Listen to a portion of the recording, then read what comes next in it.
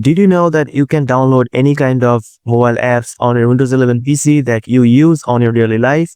So to do that, you just need to open your Microsoft Store. So just go to the search bar and search for Microsoft Store. Then you just need to open the Microsoft Store. So Microsoft Store is like another Play Store where you can download a lot of mobile apps. As you can see, I'm in the home right now. So if I scroll down, I can see a lot of games and also a lot of free apps that you can download on your PC, and you can install it and use it on your laptop in Windows 11. So for example, if I want to download WhatsApp, I can download it. I can download Instagram. Also, if I want to download any game in here, you can go to the left section here, click on gaming,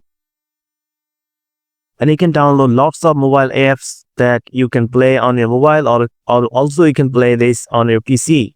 So for example, if you don't find the application here, you can also go to the search bar and search for here. For example, if I want to download Facebook here, and if I search Facebook, as you can see, I can download Facebook here. So just click on Facebook, and here you'll find the option called install, and you just have to install and open it. I have already downloaded and installed Facebook, that's why I have open option.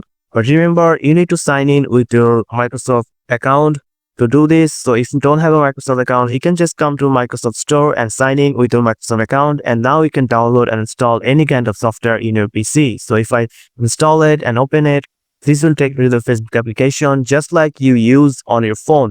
So that's it, guys. This is how you can download and install mobile apps on your Windows 11 PC or laptop. So if you found this video helpful, please subscribe, and thank you for watching.